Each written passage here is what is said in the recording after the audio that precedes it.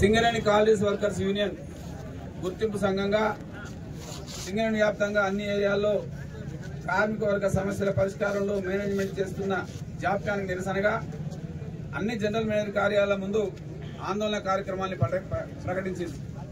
అందులో భాగంగా భూపాలపల్లి ఏరియాలో కూడా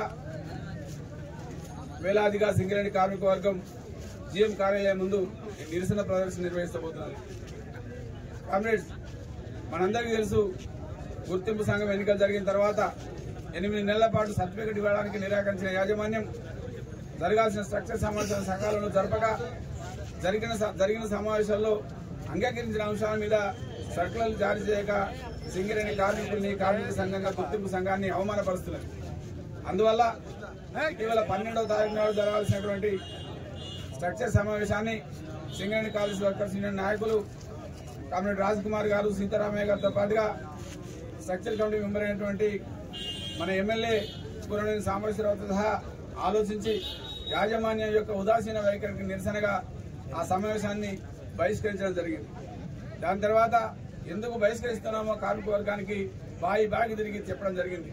మనందరికీ తెలుసు, మొదటి సమావేశం నుంచి మొదలు పెడితే ఇప్పటిదాకా అనేక అంశాల మీద యాజమాన్యం సానుకూలంగా స్పందిస్తున్నామని, తప్పకుండా ఆ సమస్యలు పరిష్కరిస్తామని చెప్పింది. మనందరికీ తెలుసు, ప్రతి కార్మికుడు 200 గజాల స్థలం ఇవ్వాలని చెప్పి మనం కోరితే దాని కమిటీ వేస్తామని చెప్పింది. కానీ ఇప్పటిదాకా ప్రారంభించాలి హైదరాబాద్ లో సూపర్ స్పెషాలిటీ ఆసుపత్రిని, ప్రారంభించాలి హైదరాబాద్ లో సూపర్ స్పెషాలిటీ ఆసుపత్రిని. కార్మికుల ఐక్యత జారీ చేయాలి. సర్కారు స్ట్రక్చర్ సమావేశంలో అంగీకరించిన అంశాల మీద జారీ చేయాలి. సర్కులర్ మీటింగ్లపై సర్కులర్లు వెంటనే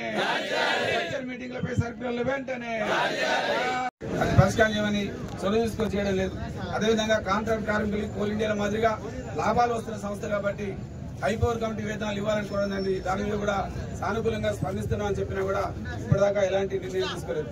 మరీ ముఖ్యంగా సింగరేణి సంస్థకు రాష్ట్ర ప్రభుత్వం 43,000 కోట్ల రూపాయలు బాకీ ఉన్నది.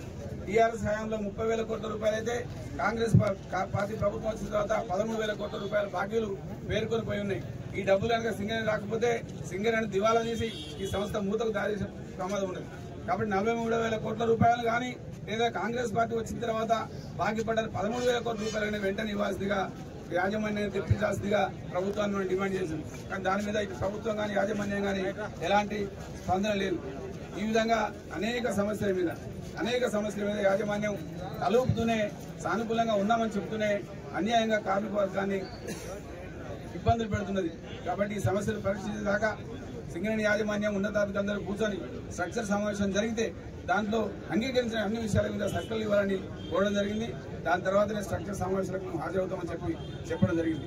కానీ ఇప్పటిదాకా సింగరేణి యాజమాన్యం ఈ నిరసన ప్రకటించిన తర్వాత కేవలం ఈపీ ఆఫ్లకు సంబంధించినటువంటి డి గ్రేడ్ నుంచి సి గ్రేడ్, సి గ్రేడ్ నుంచి బి గ్రేడ్కు ఇవ్వాల్సినటువంటి ప్రమోషన్ జారీ చేసింది. అంతకుముందేమో సిబిఎస్ఈ స్కూల్ను పాఠశాలలో సిబిఎస్ఈ సిలబస్ ని ప్రవేశపెట్టింది. అలాగే డిస్మిస్ అయిన 43-45 మంది జేమీటీలకు తిరిగి ఉద్యోగావకాశం కల్పించింది. కానీ మిగతా వాటిలో స్పందించలేదు. కాబట్టి కార్మిక సంఘంగా సంవత్సరం కాలం గుర్తింపు హోదాలో